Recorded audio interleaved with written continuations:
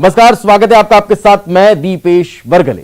Mask मजबूरी नहीं, जरूरी है। इसे वैक्सीन के दोनों डोज लेने के बाद भी लगाएं, क्योंकि मास्क ही एक ऐसा हथियार है जो हमें कोरोना से न सिर्फ जीत दिलाएगा बल्कि कोरोना को कंट्रोल करने में और उसे खत्म करने में मदद भी करेगा। लिहाजा अपने दर्शकों से हम फिर यह गुजारिश करते हैं कि वो मास्क पहने, सोशल डिस्टेंसिंग का पालन भी करें। बतौर एंकर जब हम स्टूडियो में होते हैं, आपके लिए खबरें पढ़ते हैं, हम तभी अपना मास्क अपने चेहरे से हटाते हैं। बाकी के वक्त हम कोविड गाइडलाइन का पालन करते हैं ताकि हम कोरोना के स्प्रेड को न सिर्फ रोक सकें बल्कि खुद से दूसरों को भी सुरक्षित रख सकें। इसलिए आपसे भी अपील करते हैं कि मास्क अवश्य लगाएं। और चलिए अब बात करते हैं हमारे खास प्रोग्राम की। घड़ी की सुइयां 5 बजा रखी है और वक्त है 5 की आंच का। 5 की आंच में सबसे पहले बात करेंगे कांग्रेस पर किए शिवराज के हमले की, जिसमें सीएम ने तीखा वार किया है। साथ ही बात करेंगे स्थानीय चुनाव पर रोक की उस मांग की जिसके लिए कोर्ट में अर्जी दे दी गई है। वहीं बात करेंगे नक्सलियों की कायराना करतूत की, जिससे इलाके में हड़कंप मचा हुआ है। इसके बाद बात होगी उस सनसनीखेज खबर की जिसमें पूरे परिवार ने जान देने की और खुदकुशी करने की कोशिश की, और आखिर में बात उस रिश्ते की जिसने किडनी बेचने की भी डिमांड कर डाली। तो चलिए शुरू करते हैं 5 की आंच।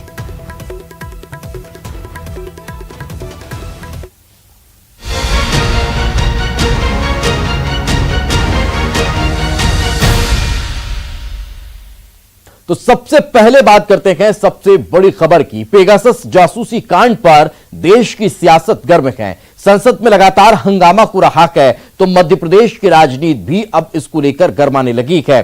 कांग्रेस के लगातार आरोपों के बाद सीएम शिवराज ने जोरदार पलटवार किया। सीएम ने कहा कि पेगासस मामले की आड़ में विपक्ष संसद की चर्चा को बाधित करने की कोशिश कर रहा है। कांग्रेस के लिए परिवार प्रथम है। कांग्रेस खुद अपनों की जासूसी कराती है। वहीं सीएम ने कमलनाथ की सरकार गिराने में दिग्विजय सिंह का हाथ बताया है। इतना कि नहीं, उन्होंने कहा कि कांग्रेस दल नहीं, दल दल है।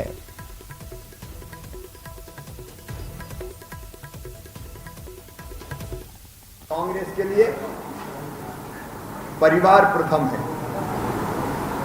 प्रथम और आखिरी भी, लास्ट भी अगर कोई है तो परिवार ही। और मुझे तो ये समझ में नहीं आता, ऐसी कांग्रेस जिसकी राजनीतिक ताकत ही शून्य हो गई हो, उसकी जासूसी करके हम क्या करेंगे। श्रीमान राहुल गांधी जी खुद राजनीतिक रूप से शून्य है।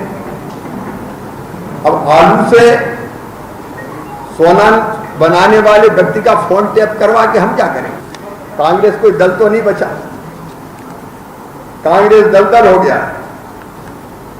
आप देखिए मध्य प्रदेश में भी कमलनाथ जी को निपटाने का काम कौन ने किया है। श्रीमान दिग्विजय सिंह जी ने एक एक पल की जानकारी रखते थे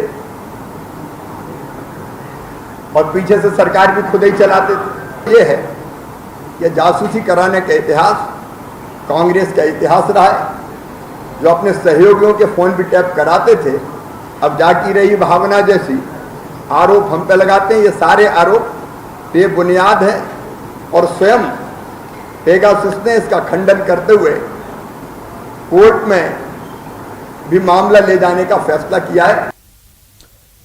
तो मामला काफी गंभीर है। राजनीतिक लिहाज से इस पर आरोप प्रत्यारोप का दौर चल रहा है। तो पलटवार भी आज जब मध्य प्रदेश में इसको लेकर सियासत तेज हुई तो मुख्यमंत्री करते हुए नजर आए हैं। इस वक्त हमारे सहयोगी मनोज राठौर हमारे साथ जुड़ चुके हैं। मनोज, एक तीर से कई निशाने साधते हुए सीएम नजर आए, और इतना कि नहीं, कई सवाल भी गंभीर खड़े कर दिए उन्होंने इस मामले को लेकर। विपक्ष जिस तरह से सवाल उठा रहा है,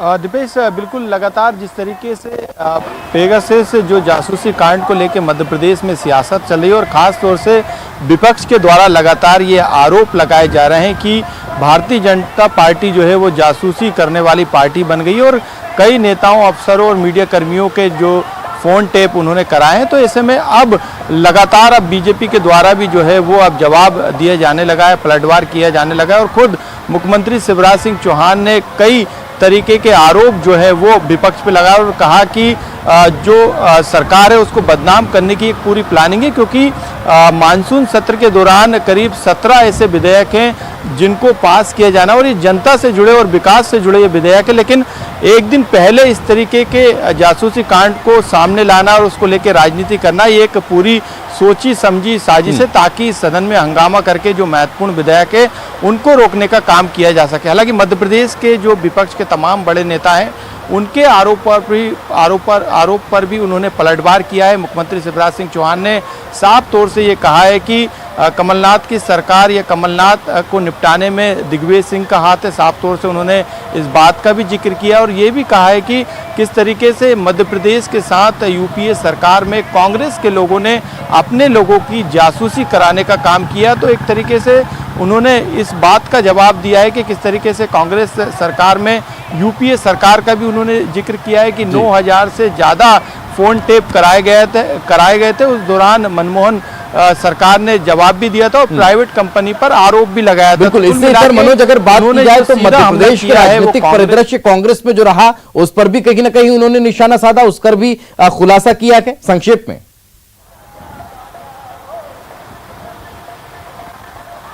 जी बिल्कुल दीपेश, उन्होंने साफ तौर से कहा है कि कमलनाथ की सरकार को चलाने का काम जो है वो दिग्विजय सिंह पर्दे के पीछे से करते थे, यानी सरकार को दिग्विजय सिंह चला रहा है तो दिग्विजय सिंह ने ही कमलनाथ को निपटाने का काम किया है। तो सीधे तौर पर जो तमाम आरोप अभी तक इस पूरे जासूसी कांड को लेकर विपक्ष के द्वारा लगाए जा रहे थे उस पर जो है पलटवार करते हुए जवाब जो है मुख्यमंत्री शिवराज सिंह चौहान ने दिया है और साफ तौर से उन्होंने इस बात का भी जिक्र किया है कि किस तरीके से लोकतंत्र को बदनाम करने की साजिश जो है विदेशी ताकतों और कांग्रेस के नेताओं के द्वारा की जा रही है और एक पूरी सोची समझी साजिश के तहत इस तरीके के मामले को सामने लाया। कड़े शब्दों में कहीं ना कहीं निंदा करते हुए मुख्यमंत्री आज इस पूरे मामले में नजर आए हैं। बहुत बहुत शुक्रिया इस तमाम जानकारी के लिए मनोज। वाकई में अब इस पूरे मामले को लेकर जिस तरह से राजनीतिक का आरोप प्रत्यारोप का दौर चल रहा है, जिस तरह से मध्य प्रदेश में इसको लेकर राजनीति गरमाई है, उसके बाद सीएम ने भी पलटवार किया है। आगे बढ़ते हैं, जबलपुर हाईकोर्ट में स्थानीय चुनाव को लेकर एक जनहित याचिका दायर की गई है। इस याचिका में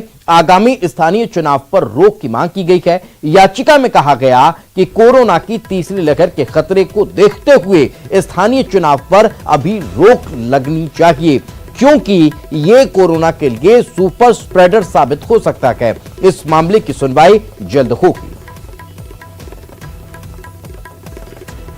तो आपको बता दें कि चुनाव पर रोक लगाने की मांग अब स्थानीय स्तर पर तेज हो चुकी है। जबलपुर हाईकोर्ट में इसको लेकर जनहित याचिका दायर की गई है। इस याचिका में आगामी चुनाव पर रोक लगाने की मांग की जा रही है स्थानीय स्तर पर जो चुनाव को लेकर है। याचिका में यह भी कहा गया है कि कोरोना की तीसरी लहर के खतरे को देखते हुए स्थानीय चुनाव पर अभी रोक लगाई जानी चाहिए, क्योंकि ये कोरोना के लिए सुपर स्प्रेडर साबित हो सकता है और कई जगह इस तरह की चीजें निकलकर सामने भी आई, इसलिए स्थानीय स्तर पर अब याचिका लगाई गई। और ज्यादा जानकारी के साथ हमारे सहयोगी प्रतीक हमारे साथ जुड़ गए हैं। प्रतीक, याचिका को लेकर सुनवाई कब और क्या इसमें कोई राजनीतिक एंगल नजर आता है? प्रतीक, देखिए फिलहाल ये जनहित याचिका जो है दीपेश दायर की गई है। जनहित मतलब आप समझ सकते हैं सामाजिक संगठन की ओर से दायर की गई है। जहां तक निकाय चुनाव की बात है तो बीते दिनों निर्वाचन आयोग के द्वारा एक जो समीक्षा बैठक की गई उसके बाद से हलचल बेहद तेज हो गई है कि शायद नवंबर में निकाय चुनाव हो सकते हैं। बहरहाल इसमें भी काफी बाधाएं, चूंकि न्यायालय में भी एक मामला विचाराधीन है। इस बीच की ये जो नई याचिका है वो इस दलील के साथ प्रस्तुत की गई है कि फिलहाल जब तक कोरोना की लहर खत्म नहीं हो जाती तब तक निकाय चुनाव ना कराए जाएं, क्योंकि कहीं ना कहीं एक बड़ी संख्या में एक पूरा जमावड़ा रहता है चुनाव में, हम देखते हैं।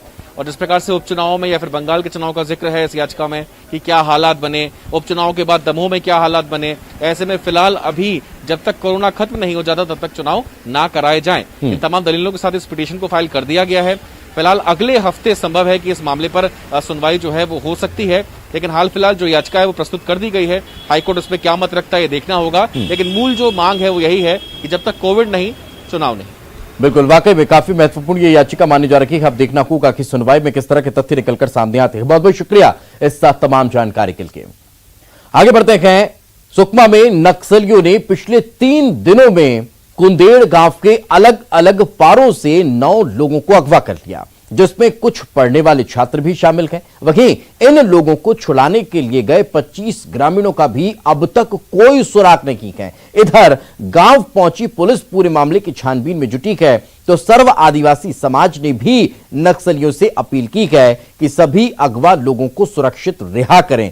दरअसल जिले के जगरगुड़ा से 3 किलोमीटर दूर स्थित कुंदेड़ गांव, जहां 17 जुलाई को एक छात्र का नक्सलियों ने अपहरण कर लिया था, उसके बाद 19 जुलाई को 8 लोगों को और नक्सली अपने साथ ले गए, जिसमें छात्र, शिक्षादूत और सेल्समैन शामिल हैं। वहीं इन सभी की रिहाई को लेकर जंगल में 20 जुलाई को 25 ग्रामीण गए, लेकिन उनका भी सुराग नहीं मिल सका। समाज के तरफ से, जिला सुकमा की तरफ से अपील है माओवादियों से कि जितने भी लोगों को अगवा किया गया है, वो पहले 7 लोगों को अगवा किया गया था, वो सब स्टूडेंट है, पढ़ने वाले लोग हैं, बच्चे लोग हैं। और बाकी फिर दूसरे दिन हुआ है, बोल रहे हैं 18 या 19 तारीख को आज फिर खबर मिल रही है कि कुछ लोगों का और बुलाया गया है। टोटल 34 लोग हैं। तो समाज यही अपील करती है कि सबको सुरक्षित रिहा किया जाए। अगर उनसे कोई गलती भी पहले भी हुई होगी या फिर अभी भी हुई होगी, तो भी एक बार बातचीत करके सुरक्षित उनको रिहाई किया जाए। समाज यही अपील करती है। आज सुबह हम लोगों को सूचना प्राप्त हुई है कि जगरगुंडा के एक क्षेत्र में कुंदेड़ गांव है, वहां से 18 तारीख को 7 लोगों को नक्सली अपने साथ ले गए, युवा लोगों को। हर एक पारा से एक जन को लेके गए, ऐसा पता चल रहा है। और उसमें उनको वापस लेने के लिए, बात करने के लिए शायद गांव से अगले दिन प्रधान और पटेल और जो लोग थे गांव के मुखिया लोग गए थे, तो उनको भी अभी वापस नहीं आने दिए हैं, ऐसा सुबह सूचना मिली है, जिसके बारे में जांच जारी है। नक्सली लोग उनको अपने साथ पकड़ के ले गए हैं। इसके पीछे कारण क्या है, ये अभी इसकी पड़ताल की जा रही है। और आदिवासी गरीब का ग्रामीण आदिवासी को नक्सली लोग तो सता ही रहे। पीछे से हम देख रहे हैं कि किस प्रकार कैंप वगैरह के विरोध के लिए उन लोगों को दबाव बना के रखते हैं उन पे। अभी ग्रामीण उन लोग का बिल्कुल भी सहयोग नहीं कर रहे हैं। तो और ज्यादा जानकारी के साथ इस वक्त हमारे सहयोगी सत्यनारायण चांडक हमारे साथ जुड़ चुके हैं। सत्यनारायण, सबसे पहला सवाल तो ये कि किस नक्सली संगठन या फिर कमेटी का ये काम है? कोई अभी तक का अब स्पष्ट तौर पर जानकारी मिल सकी है कि आखिर किसके द्वारा इन लोगों को अगवा किया गया? और दूसरी चीज, क्या इनको रिहा कराने के लिए कोई कदम उठाए जा रहे हैं? जी आपको बता दूं कि ये स्पष्ट है कि जगरगुंडा इलाके में कुंदेड़ गांव है, जहां से माओवादियों ने 9 लोगों को अगवा कर दिए गए। उन्हें छुड़ाने के लिए जो गए हैं 20 ग्रामीण हैं, जिसमें मुखिया पटेल भी शामिल है। उनका भी अभी तक कोई सुराग नहीं है। और उस इलाके में जो है जगरगुंडा एरिया कमेटी जो है काम करती है, क्योंकि हालांकि पिछले कई दिनों से वहां पर सिलगेर में भी जो है कैंप को लेकर विरोध चल रहा है, लगातार चलता आ रहा है। तो इस इलाके में जो है जगरगुंडा एरिया कमेटी काम करती है। उन्हीं के द्वारा जो है ये घटना को अंजाम दिया गया है, सभी लोगों को जो है अगवा कर दिया गया है। और बात रिहाई की है, तो इसमें जो है अभी सबसे पहले जो है सर्व आदिवासी समाज सामने आया है। वो मीडिया के माध्यम से लगातार जो है नक्सल संगठन अपील कर रहा है कि सभी को सकुशल रिहाई की जाए। और इधर जो है पुलिस जो है एसपी सुनील शर्मा कहना है कि फोर्स जो है उस गांव में जरूर पहुंची थी सुबह, लेकिन वहां पे गांव में कोई भी पुरुष मौजूद नहीं है, वहां पर महिलाएं मौजूद हैं। तो ज्यादा कुछ जानकारी नहीं दे पा रहे हैं। और चूंकि वो इलाका काफी नक्सल प्रभावित इलाका है, वहां पर नेटवर्क भी नहीं है और भौगोलिक स्थिति भी वैसी नहीं है कि जहां पर पुलिस जाके काम कर सके। और लगातार जो है अपने सोर्सों से पुलिस भी जानकारी जुटा रही है कि आखिर क्या कारण है कि माओवादियों ने इन्हें जो है अगवा कर दिया। क्योंकि उस इलाके में माओवादियों का जनादा इलाका है, वहां पर लगातार माओवादियों के द्वारा बैठकें भी की जाती है और बैठकों में ये लोग ग्रामीण शामिल भी होते हैं। तो एक ये भी देखा जा रहा है कि क्या पता ग्रामीण इस बैठक में शामिल हो, उसके बाद जो है उन्हें छोड़ दिया जाए, ये कयास भी लगाए जा रहे हैं। जी दीपेश, नहीं तो इसको लेकर क्या पुलिस अपने स्तर पर कोई स्ट्रेटेजी बना रखी है, कोई रणनीति तैयार कर रखी है कि किस तरह से इन लोगों को रिहा करवाया जाए? और दूसरी चीज ये कि क्या जो आदिवासी अभी गांव में हैं उन तक कोई इंफॉर्मेशन पहुंची है? क्योंकि वो इलाका काफी कटा हुआ इलाका है, जगरगुंडा से करीब 3 किलोमीटर अंदर है, नक्सल प्रभावित इलाका है। वहां पर किसी प्रकार की सड़क की सुविधा नहीं है, वहां पर फोन नेटवर्क नहीं है, तो कुछ खबरें निकल के बाहर नहीं आ रही है। लेकिन पुलिस जो है पूरी रणनीति बना के जुटी हुई है कि कैसे इन लोगों को जो है वहां से रिहा कराया जाए, लोगों को कहाँ पता लगाया जा सके कहाँ पर माओवादियों ने इन्हें जो है रखा है, उसको लेकर जो है पुलिस जानकारी जुटा रही है। जी दीपेश। सत्यनारायण, कई बार ग्रामीणों को अगवा करने के बाद ये स्ट्रेटेजी होती है माओवादियों और नक्सलियों की कि वो कोई पत्र जारी कर अपनी मांग को मनवाना चाहते हैं? क्या इस तरह की कोई स्थिति अभी सामने आई है? इस तरह की स्थिति अभी तक कोई सामने नहीं आई, ना तो ग्रामीणों के द्वारा कोई पत्र जारी किया गया, और जो है नक्सलियों से संपर्क करने के लिए जो गांव के लोग गए हैं वो भी लौट कर अभी तक गांव नहीं आए हैं। इसलिए जो है किसी प्रकार की कोई वहां से जानकारी निकल के नहीं आ रही है। लेकिन अक्सर ऐसा देखा गया है कि माओवादी जो है इन इलाकों से जो है लोगों को लेके जाते हैं, बैठ के करते हैं, अपनी बातें बोलते हैं, उसके बाद जो है छोड़ देते हैं। तो यहाँ भी जो है समाज भी इसी आशा में जो है कि हो सकता है कि देर सवेर जो है माओवादी उनको छोड़ दे। लेकिन अक्सर ऐसा भी देखा गया है कि माओवादी जो है मुखबिर का आरोप लगाकर कुछ लोगों को नुकसान भी पहुंचा देते हैं। तो अब ये देखना ये होगा कि माओवादी जो है क्या करते हैं, क्योंकि सर्व आदिवासी समाज जो है इससे पहले भी अपील किया था, तब माओवादियों ने उसी इलाके से 4 ग्रामीणों को छोड़ा भी था। तो अब इस बार देखना होगा कि क्या सर्व आदिवासी समाज की अपील काम आती है या पुलिस की कोई रणनीति। जी सत्यनारायण, जिन लोगों को ले जाया गया स्टार्टिंग में 9 लोगों का जिनका अपहरण किया गया, जिनको अगवा किया गया, वो लगभग स्टूडेंट्स बताए जा रखे हैं, क्या वजह हो सकती है? ये कुछ अभी तक कोई बता पा रहा है? चूंकि इस इलाका, ये पूरा इलाका जो है सिलगेर वाला इलाका है, जहां पर पिछले कई दिनों से ग्रामीणों के द्वारा जो है वहां पर धरना प्रदर्शन कर रहा है कैंप के विरोध में। हो सकता है उस इलाके में और भी कैंप स्थापित करने हो, क्योंकि कुंदेड़ जैसे कई जगहों में जो है कैंप प्रस्तावित है। चूंकि बारिश है और बारिश के बाद उन इलाकों में जो है कैंप लगने हैं। हो सकता है कि नक्सली जो है अभी से ग्रामीणों पर दबाव बना रहे हैं कि आप लोग जो है कैंप का विरोध करो, ये भी एक हो सकता है। दूसरा ये भी कारण हो सकता है कि उस इलाके से काफी लोग जो है सरेंडर किए, और सरेंडर करने के बाद में जो है अक्सर उस इलाकों में पुलिस जानकारी जुटाने के बाद में जो है माओवादियों की धरपकड़ करते हैं। हो सकता है कि ये भी वजह हो कि कुछ लोग वहां के सरेंडर किए हो, इसके बाद वहां पर पुलिस ने कुछ कार्रवाई की हो, जिसके विरोध में ये दबाव बनाने के लिए जो है ग्रामीणों का और इन युवाओं का जो है अपहरण कर सकते हैं। जी जी बिल्कुल। चलिए, बहुत बहुत शुक्रिया सत्यनारायण इस तमाम जानकारी के लिए।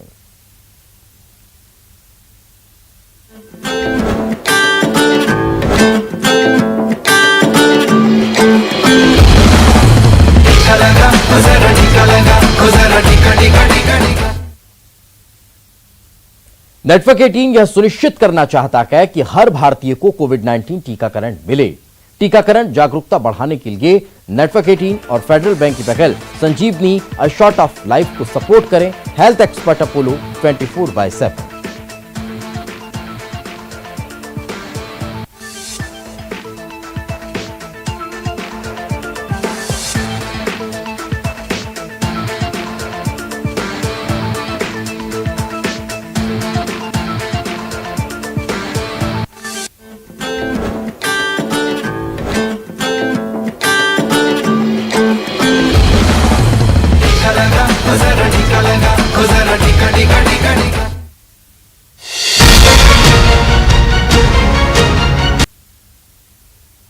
ब्रेक के बाद एक बार फिर आपका स्वागत है। धमतरी के भखारा थाना इलाके में एक ही परिवार के 6 लोगों ने सुसाइड की कोशिश की। सभी 6 लोगों का जिला अस्पताल में इलाज चल रहा है। इनकी हालत खतरे से बाहर बताई जा रही है। जुहदेही गांव पे चोरी की एक वारदात हुई थी। परिवार के मुखिया पर ग्रामीणों ने चोरी का आरोप लगाया। इस मामले में पुलिस ने भी परिवार के खिलाफ कार्रवाई की। परिवार के मुखिया दिलीप यादव से पूछताछ की। पुलिस की पूछताछ के बाद परिवार तनाव में आ गया और इसके बाद परिवार ने आत्मघाती कदम उठा लिया।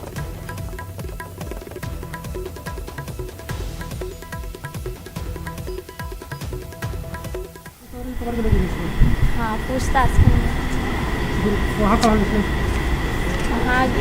तो हाँ बोले रही सो कबार आइस ना तो घर वाला मतलब बोली कि मैं नहीं कर रही हूँ और नहीं कर रही हूँ, कर जुर्माना भी देना चाहती हूँ, ऐसे कर।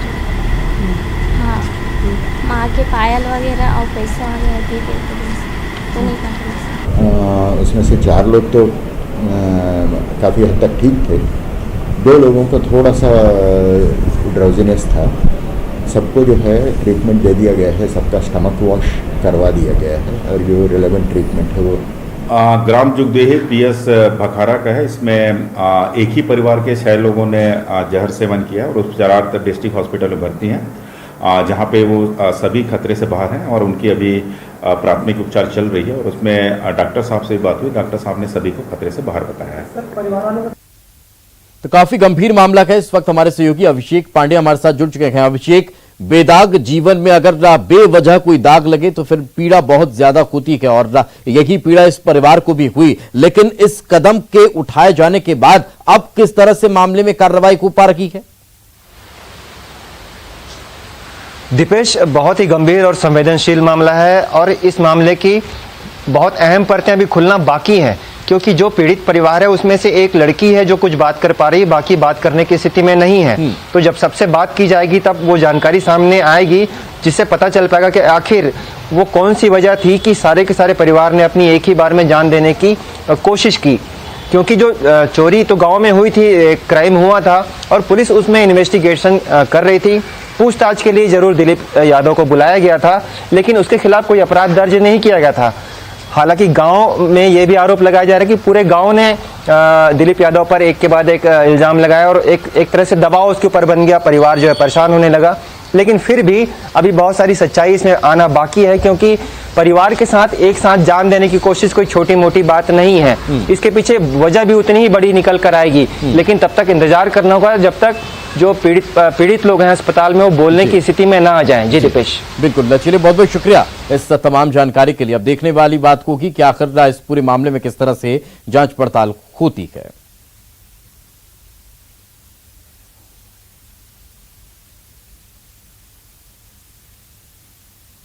और इसी के साथ हमारी इस खास पेशकश में आज फिलहाल इतना ही। दीजिए इजाजत, नमस्कार।